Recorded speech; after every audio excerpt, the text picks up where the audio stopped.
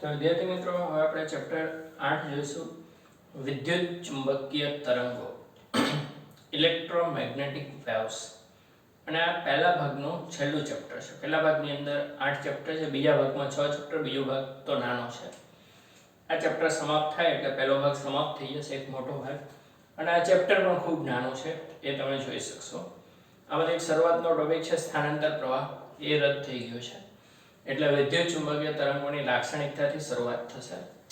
તો ચેપ્ટર 8 છે વિદ્યુત ચુંબકીય તરંગો, ઇલેક્ટ્રોમેગ્નેટિક વેવ.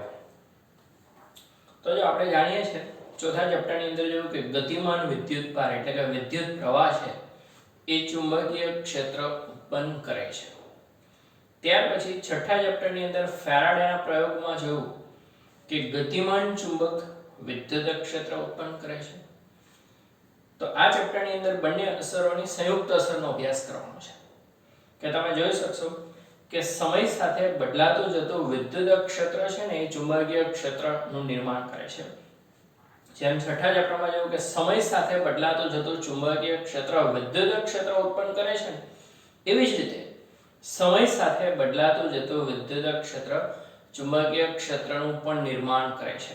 એટલે ચુંબકીય ક્ષેત્ર ફક્ત વિદ્યુત પ્રવાહ, ગતિમાન વિદ્યુતભારને જ કારણે નથી ઉદ્ભવતું.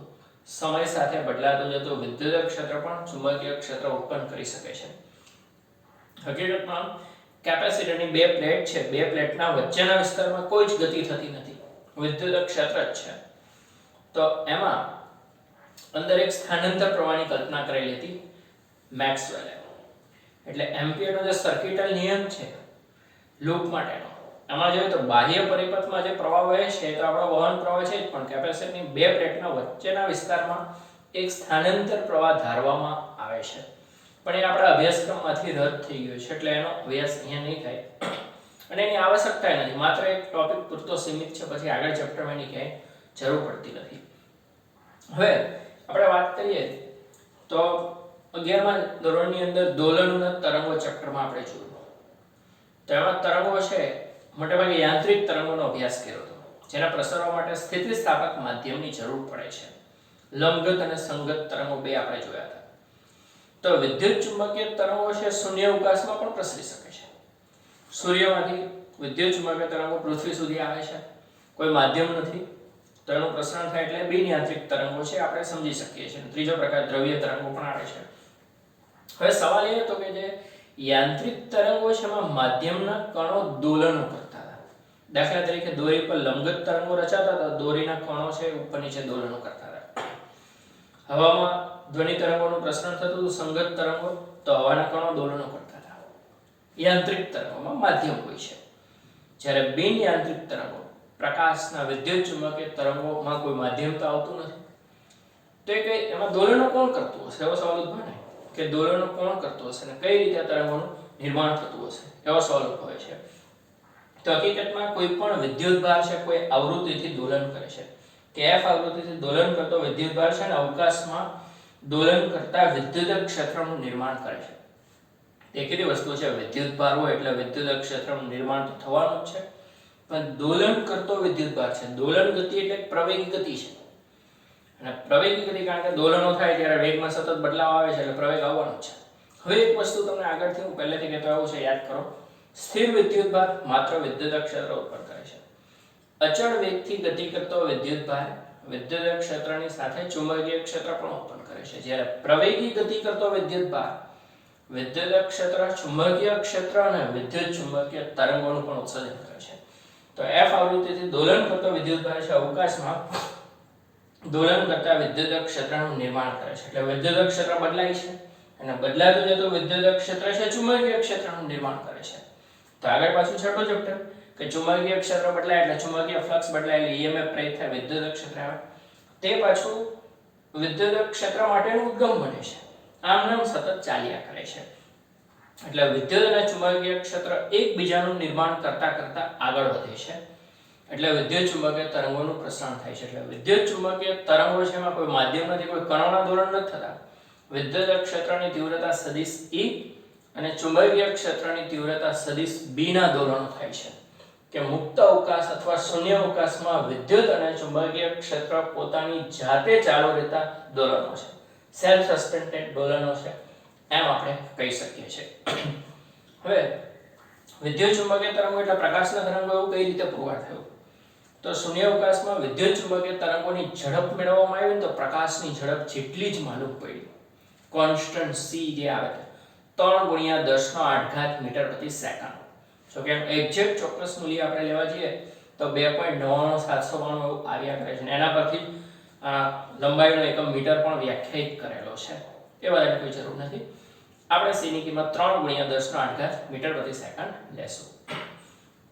તો વિદ્યુત ચુંબકીય તરંગોની ઝડપ પણ શૂન્ય અવકાશમાં પ્રકાશની ઝડપ જેટલી જ છે. વિદ્યુત ચુંબકીય તરંગોના સમીકરણ ગાણિતિક સ્વરૂપ છે.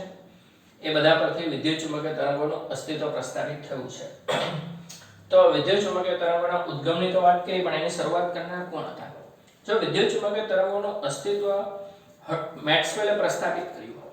મેક્સવેલે કીધું કે વિદ્યુત ચુંબકીય તરંગો જેવું કંઈક હોય છે, પરંતુ પ્રયોગશાળામાં એને ઉત્પન્ન કરવાનું માન 1887 માં હર્ટ્ઝને જાય છે. હર્ટ્ઝે પ્રયોગશાળાની અંદર વિદ્યુત ચુંબકીય તરંગો ઉત્પન્ન કર્યા. ત્યારબાદ ભારતીય વૈજ્ઞાનિક જગદીશચંદ્ર બોઝ છે, એને પણ પ્રયોગશાળામાં 25 મિલીમીટર થી 5 મિલીમીટર તરંગ લંબાઈના વિદ્યુત ચુંબકીય તરંગો ઉત્પન્ન કર્યા, પણ એ લાંબા અંતરે ન મોકલી શકો. જ્યારે ઇટલીનો માર્કોની નામનો વૈજ્ઞાનિક છે, ઘણા કિલોમીટર સુધી વિદ્યુત ચુંબકીય તરંગોને મોકલવામાં સફળ થયો. અને લાંબા અંતરે વિદ્યુત ચુંબકીય તરંગોને મોકલી શકાય એટલે આપણું સંદેશા વ્યવહાર, બિનતારી સંદેશા, વાયરલેસ કોમ્યુનિકેશન, મોબાઈલ વગેરે, રેડિયો, ટેલિવિઝન શક્ય બન્યું છે. બરાબર? તો વિદ્યુત ચુંબકીય તરંગોની ઓળખ આપનાર સૌપ્રથમ મેક્સવેલ છે, પ્રયોગશાળામાં ઉત્પન્ન કરનાર હર્ટ્ઝ, ત્યારબાદ જગદીશચંદ્ર બોઝ 25 મિલીમીટર થી 5 મિલીમીટર અને અમુક કિલોમીટર મોકલવાની સિદ્ધિ માર્કોની, જેને કારણે અત્યારે બિનતારી સંદેશા, વાયરલેસ કોમ્યુનિકેશન, એક મોબાઈલથી બીજા મોબાઈલ વચ્ચે તાર નથી જોડેલો તો પણ વિદ્યુત ચુંબકીય તરંગો સ્વરૂપે સંદેશાનું પ્રસારણ થાય. રેડિયો અને ટેલિવિઝનમાં પણ એ શક્ય બને છે. તો આ રીતે વિદ્યુત ચુંબકીય તરંગોના જન્મનો ઇતિહાસ, પ્રસ્તાવનાની પણ વાત થઈ ગઈ, એના ઉદ્ગમ સ્થાનની પણ વાત કરી. બરાબર? હવે મહત્વનો ટોપિક છે. આ બધું આમ જોવા જઈએ તો જાણકારી પૂરતું જ છે, પણ હવે જે ચેપ્ટરમાં પરીક્ષાની દ્રષ્ટિએ મહત્વનું યાદ રાખવાનું છે તે વિદ્યુત ચુંબકીય તરંગોની લાક્ષણિકતા છે, સૂત્ર અને એની લાક્ષણિકતા. તો પરસ્પર લંબાવી 3 અક્ષો વિચારી લો, x, y અને z. આ zx છે. બરાબર? કે આજે દર્શાવી છે તે zx છે, અહીંયા x અક્ષ છે અને અહીંયા y અક્ષ છે. હવે વિદ્યુત ચુંબકીય તરંગોનું પ્રસરણ zx ની દિશામાં થાય છે, જ્યારે વિદ્યુત ક્ષેત્રના સદિશોના દોલનો છે ને એ x અક્ષની દિશામાં થાય છે. x અક્ષની દિશામાં છે. વિદ્યુત ક્ષેત્રનો સદિશ E છે ના દોલનો x અક્ષની દિશામાં ઉપર નીચે, જ્યારે ચુંબકીય ક્ષેત્રના દોલનો y અક્ષની દિશામાં થાય છે. આ રીતે. બરાબર? એટલે ખાસ જોવાનું રહેશે. પણ આપણે પરસ્પર લંબાવી બે જ અક્ષો દોરી શકીએ, y અક્ષ દોરી શકતા નથી એટલે ત્રાસી દોરેલી છે. ચલો, વિદ્યુત ક્ષેત્રના તરંગો તો આપણે આ રીતે સમજી શકીએ કે આ રીતે ગતિ કરે છે, આ રીતે દોલન કરે છે. આ જે પીળા દેખાય છે તે તરંગોનું પ્રસરણ થાય છે. પણ ચુંબકીય ક્ષેત્રના દોલનો તો આ રીતે થાય છે, જે આપણે દોરી શકતા નથી. એટલે અહીંયા 3D માં બતાવવાનો પ્રયત્ન કર્યો છે, ત્રાસા દોરેલા છે. ઓકે, હવે વિદ્યુત ચુંબકીય તરંગોની એક લાક્ષણિકતા એ પણ છે કે સમીકરણના સ્વરૂપમાં રજૂઆત. તો વિદ્યુત ક્ષેત્રની તીવ્રતા x દિશામાં છે એટલે એનો x ઘટક એટલે y અને z ઘટક 0 છે. તો Ex બરાબર E0 sin kz -ωt, કારણ કે z દિશામાં પ્રસરે છે એટલે z આવે. ધન zx હોય એટલે અહીંયા માઈનસ નિશાની આવે, ઋણ zx હોય તો અહીંયા પ્લસ નિશાની. આ બધું તરંગ ચેપ્ટરની અંદર તમે જાણો છો, ત્યારે પ્રસરણની દિશા x હતી. ચુંબકીય ક્ષેત્રના દોલનો y અક્ષની દિશામાં થાય છે એટલે By y ઘટક આવશે, x અને z 0 આવે. B0 અને E0 એટલે એના કંપવિસ્તાર છે, મહત્તમ મૂલ્ય. તમે Em ને Bm બી લખી શકો. પાછું sin cos આવે એટલે RMS ની જરૂર પડશે. RMS મેળવો ત્યારે આના ભાગ્યા √2 કરવું પડે. સાતમું ચેપ્ટર sin kx -ωt. તો વિદ્યુત ક્ષેત્રના સદિશનું સૂત્ર, ચુંબકીય ક્ષેત્રની સદિશનું સૂત્ર, એના કંપવિસ્તાર મહત્તમ મૂલ્ય છે. આની સરેરાશ લેવા જાવ એક આવર્તકાળ પર, આની સરેરાશ એક આવર્તકાળ પર 0 જ થઈ જાય. એટલે આનો RMS મૂલ્ય શોધવા માટે RMS મૂલ્ય એટલે E0/√2, એટલે આપણે એને E કહી શકીએ, B0/√2 એટલે B કહી શકાય. બંનેના RMS મૂલ્ય આવશે. બાકી આમાં k શું છે? તો k એટલે તરંગ સદિશ છે, પ્રસરણ અચળાંક છે 2π/λ રેડિયન પ્રતિ મીટર. આપણે તરંગો દોલનો ચેપ્ટરમાં જાણીએ છીએ, તરંગો ચેપ્ટરની અંદર આવ્યું છે. કોની આવૃત્તિ દોરડોમાં પણ આવતી હતી? 2πf 2π/t. ત્યારબાદ શૂન્ય અવકાશમાં વિદ્યુત ચુંબકીય તરંગોની ઝડપના ઘણા બધા સૂત્ર, દાખલા MCQ ગમે ત્યારે ગમે તે લાગુ પડે, યાદ રાખો. કોન્સ્ટન્ટ c, f લેમ્બડા, લેમ્બડા/t, t આવર્તકાળ જેટલા સમયમાં લેમ્બડા જેટલું અંતર આપે ને તરંગ, અંતર ભાગ્યા સમય એટલે ઝડપ થઈ ગયું, 1/t એટલે f થાય. અંશ અને છેદને 2π વડે ગુણો, લેમ્બડા/2π મૂકીએ તો છેદમાં k થઈ જશે, અંશમાં 2π મૂકો તો ઓમેગા થઈ જાય, એટલે ઓમેગા/k પણ આવશે. એક બીજું સૂત્ર આવું પણ આવે છે, 1/√μ0 શૂન્ય અવકાશની પરમિટિવિટી અને શૂન્ય અવકાશની પરમેબિલિટી અથવા મુક્ત અવકાશની. આ પ્રકાશની ઝડપ શૂન્ય અવકાશમાં થઈ, મધ્યમાં ઝડપ હોય ત્યારે એની સંજ્ઞા v લઈ લેવાની, μ0 નું μ થઈ જાય અને ε0 નું ε થઈ જાય. માધ્યમમાં ઝડપ v આવશે. બરાબર, આ બધું તો લાગુ પડે પણ આ બધું માધ્યમનું લેવું પડે. બીજી એક વસ્તુ કે શૂન્ય અવકાશમાં પ્રકાશની ઝડપ અને માધ્યમમાં પ્રકાશની ઝડપ જે છે ને એનો ગુણોત્તર એટલે માધ્યમનો નિરપેક્ષ વક્રી વળાંક કહેવામાં આવે છે. જેના પછીના ચેપ્ટરમાં લાગુ પડશે બીજો ભાગ કિરણ પ્રકાશશાસ્ત્ર, ચેપ્ટર 9. તો અને આ બેનો ગુણોત્તર લેવા જાવ પાછો આ બેનો ગુણોત્તર થાય. જો આ બેનો ગુણોત્તર પણ તમને ખબર છે, μ/μ0 એટલે μr, ε/ε0 એટલે εr થશે. તો વક્રી વળાંક બે વેગનો ગુણોત્તર છે એટલે પરિમાણ રહિત છે. તો એના સૂત્રમાં આ બંનેની જગ્યાએ μr અને εr આવે, એ પણ પરિમાણ રહિત છે, આપણે જોઈ શકીએ છીએ. હવે વિદ્યુત ચુંબકીય તરંગોના આ બધા સૂત્ર તો મોસ્ટ ઓફ આવી ગયા છે. એની અમુક લાક્ષણિકતાની વાત કરીએ. ચેપ્ટરમાંથી બે ગુણમાં જો ચેપ્ટરનો ગુણભાગ ખૂબ ઓછો છે, વધારે તમારે MCQ જ આવશે. ભાગ્યે જ આમાંથી બે ગુણનું કંઈક પૂછાય તો બે ગુણમાં કાં તો એક નાનો દાખલો આવી શકે, મોસ્ટ ઓફ દાખલાઓ નાના છે, ને કાંઈ નાનો પ્રશ્ન આવે ને પૂછવા લાયક પ્રશ્ન હોય તો આ છે વિદ્યુત ચુંબકીય તરંગોની કોઈ પણ 4 લાક્ષણિકતા. હવે જૂની જે ચોપડી હતી ત્યારે લાક્ષણિકતા નંબર આપેલું વ્યવસ્થિત લખેલું હતું, NCERT બધું મિક્સિંગ હોય એટલે લાક્ષણિકતા અલગ સ્પષ્ટ લખેલી નથી, પણ એમાંથી આપણે અહીંયા તારવાનો પ્રયત્ન કરેલો છે. કોઈ પણ 4 લખવાની છે, વાંધો નહીં. પહેલી લાક્ષણિકતા આ લઈ શકાય, મુક્ત અવકાશ અથવા શૂન્ય અવકાશમાં વિદ્યુત અને ચુંબકીય ક્ષેત્ર પોતાની જાતે ચાલુ રહેતા દોલનો હમણાં વાત કરી રીતે.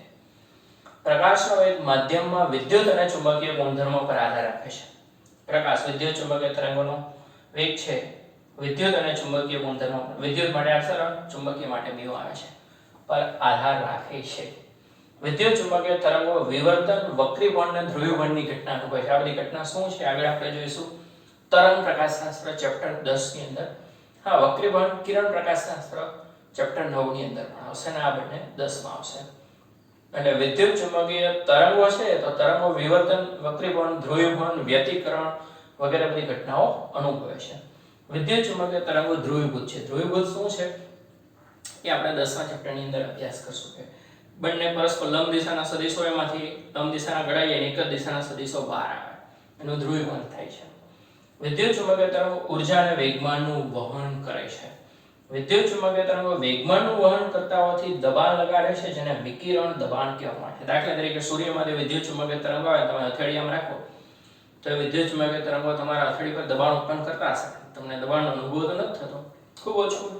એ પણ એક વૈજ્ઞાનિકે આપેલું છે, એની આપણે વાત કરીએ તો એ જે વિકિરણ દબાણ છે ને 7 × 10⁻⁶ ન્યૂટન પ્રતિ મીટર સ્ક્વેર માલુમ પડ્યું. ધારો કે ક્ષેત્રફળ છે આપણે 10 સેન્ટીમીટર સ્ક્વેર લઈએ એટલે 10⁻³ મીટર સ્ક્વેર થાય.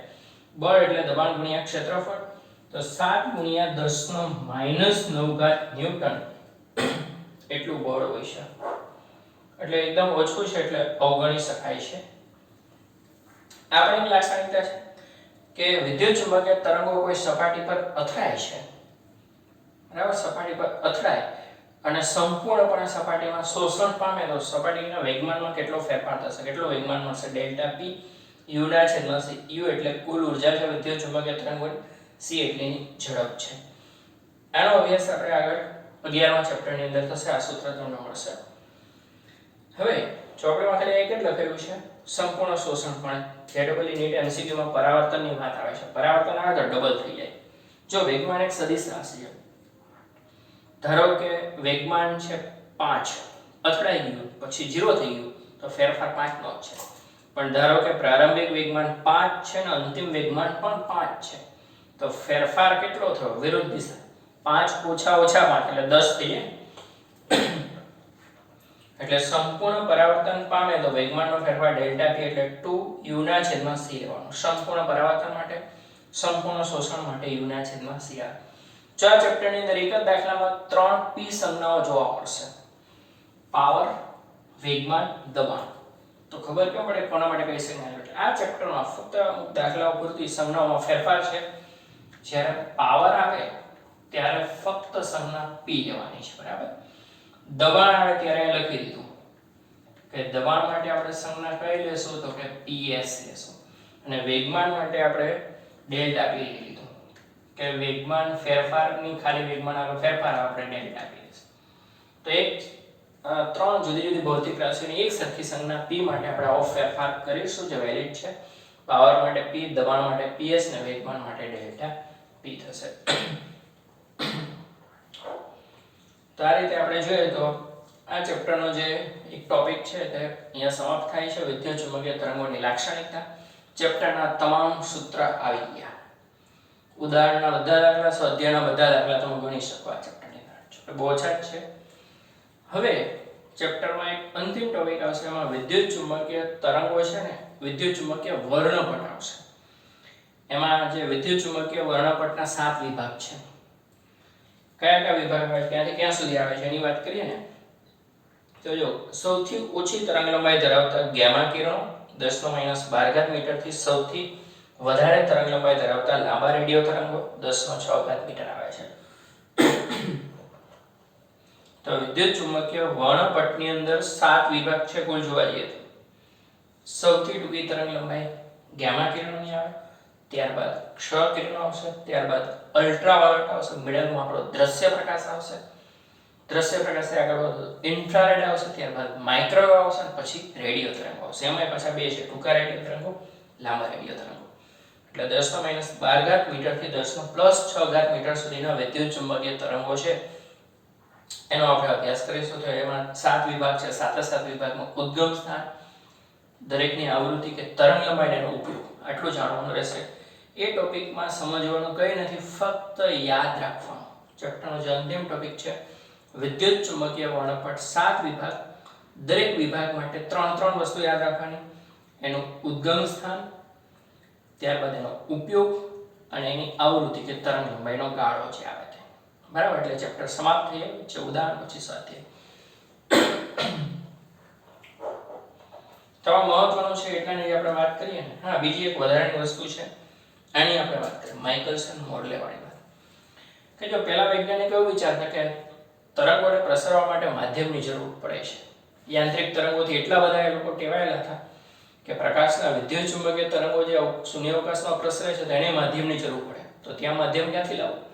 તો એને ચળકતા પદાર્થ ઇથરની કલ્પના કરેલી હતી. અને ત્યારબાદ ઇથર એટલે ઝેરી પદાર્થ એવું પણ નામ દીધું. સમગ્ર બ્રહ્માંડ છે ઇથર ઝેરી પદાર્થથી બનેલું છે. એટલે વિદ્યુત ચુંબકીય તરંગો એ માધ્યમમાંથી પ્રસરી શકે છે. ઘણા વર્ષો સુધી માન્યતા છે. છેલ્લે એ જે ઇથર વાત છે ને એને માઇકલસન અને મોર્લે નામના બે વૈજ્ઞાનિકે આ ઇથરના અધિતર્કને નિર્ણાયક રીતે નષ્ટ કર્યો. એને બધી જ રીતે પ્રયોગો કરીને સાબિત કરી દીધું કે આવો કોઈ ઇથર હોતો જ નથી. શૂન્ય અવકાશ એટલે શૂન્ય અવકાશ જ છે, એમાં કોઈ ઝેરેલો પદાર્થ, કોઈ ઇથર વિથર કઈ છે નહીં. તો વિદ્યુત ચુંબકીય તરંગો પ્રસરણ કઈ રીતે પામે છે? તો કે બિનયાંત્રિક છે. વિદ્યુત અને ચુંબકીય ક્ષેત્રો એકબીજાને ઉત્પન્ન કરીને આગળ વધે છે, પ્રસરણ પામે છે. બરાબર? એ જાણકારી પૂરતું એમ કઈ મહત્વનું છે. યાદ રાખવા જવામાં શું છે લાક્ષણિકતા? મુક્ત અવકાશ અથવા શૂન્ય અવકાશમાં વિદ્યુત અને ચુંબકીય ક્ષેત્રો પોતાની જાતે ચાલુ રહેતા દોલનો છે. પ્રકાશનો વેગ માધ્યમના વિદ્યુત અને ચુંબકીય ગુણધર્મો પર આધાર રાખે છે. શૂન્ય અવકાશમાં આ છે, માધ્યમમાં આ છે. વિદ્યુત ચુંબકીય તરંગો વિવર્તન, વક્રીભવન અને ધ્રુવીભવનની ઘટના અનુભવે છે. વિદ્યુત ચુંબકીય તરંગો ધ્રુવીભૂત છે એટલે એક જ દિશામાં દોલન કરે. દાખલા તરીકે રેડિયો એન્ટેના છે, વિદ્યુત ક્ષેત્રના દોલનો આ રીતે થતા હોય તો તમે એન્ટેનાને આ રીતે રાખશો તો તરંગો એને રિસીવ કરી શકશે. પણ સેજને તમે ક્ષમ ક્ષિતિજ કે ત્રાંસુ કરવા જશો તો સિગ્નલો નબળા પડી જાય છે. અંદરના વિસ્તારમાં ધારો કે ચુંબકીય તરંગો છે એને રિસીવ કરવામાં આવે છે તો ત્યારે એન્ટેનાને ક્ષમ ક્ષિતિજ રાખવામાં આવે છે. એટલે ધ્રુવીભૂત અને અધ્રુવીભૂત શું છે એની વાત આગળ તરંગ પ્રકાશશાસ્ત્રની અંદર થશે. અત્યારે આટલું યાદ રાખો. વિદ્યુત ચુંબકીય તરંગો ઉર્જા અને વેગમાનનું વહન કરે છે. એટલે જ વિદ્યુત ચુંબકીય તરંગો સૂર્ય પરથી પૃથ્વી સુધી ઉર્જા લાવે છે આ જ સ્વરૂપે, અને પૃથ્વી પર જીવન શક્ય બને છે. ગ્રીન હાઉસ અસર. પણ એ ઉર્જા છે પૃથ્વી પર ગ્રીન હાઉસ અસર પૃથ્વીનું તાપમાન જળવાઈ રહ્યું છે અને વેગમાનનું પણ વહન કરે છે, દબાણ પણ લગાડે છે. કે વિદ્યુત ચુંબકીય તરંગો વેગમાનનું વહન કરતા હોવાથી દબાણ લગાડે છે, પણ એ દબાણ ને વિકિરણ દબાણ કરે છે પણ બહુ ઘણી હોય છે. હથેળી પર સૂર્યપ્રકાશ પડે છે તો એટલું બધું દબાણ નથી કે હથેળી નીચે નમી શકે.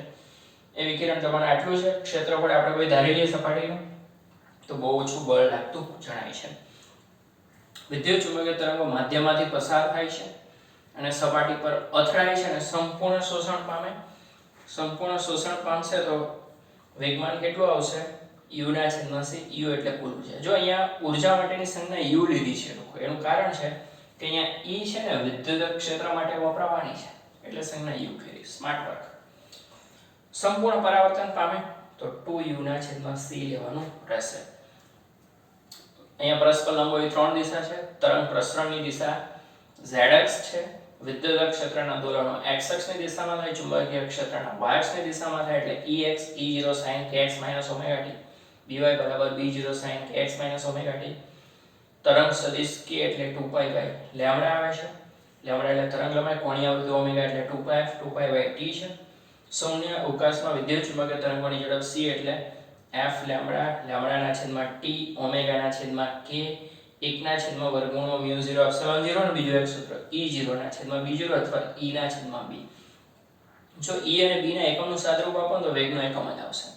દરેક વખતે બંનેના મૂલ્યનો ગુણોત્તર વિદ્યુત ચુંબકીય તરંગોની ઝડપ જ આપે છે. મહત્તમ મૂલ્ય કંપિતતા છે √2 વડે ભાગીને RMS લાવો. e/b પણ એ જ રહેશે કારણ કે બંનેના છેદમાં √2 આવશે. મધ્યમાં ઝડપમાં μ અને એપ્સિલોન આવે છે. પછી વક્રી વળાંકવાળી વાત તો પછીના ચેપ્ટરમાં થઈ જશે. તો આ રીતે આ બધા સૂત્ર આપણે સમજી શકીએ છીએ. પાવર માટે p, વિકિરણ દબાણ માટે ps, વેગમાન માટે ડેલ્ટા v સંજ્ઞાનો આપણે ઉપયોગ કરીશું. બરાબર. બાકીનો ઇતિહાસ ને બધું છે એનું બહુ મહત્વ નથી. એટલું યાદ રાખવાનું કે સમય સાથે બદલાતો જતો વિદ્યુત ક્ષેત્ર ચુંબકીય ક્ષેત્ર ઉત્પન્ન કરે અને એ ચુંબકીય ક્ષેત્ર પાછું વિદ્યુત ક્ષેત્રનું ઉદ્ગમ સ્થાન બને એટલે શૂન્ય અવકાશમાં પણ વિદ્યુત ચુંબકીય તરંગો પ્રસરણ પામી શકે છે. ઈથર એવા કોઈ ચળકતા પદાર્થની કલ્પના કરવાની જરૂર નથી. તો હવે આ રીતે હવે થિયરીમાં વિદ્યુત ચુંબકીય વર્ણપટના 7 વિભાગની વાત કરશું અને પછી ઉદાહરણ, પછી સ્વાધ્યાય.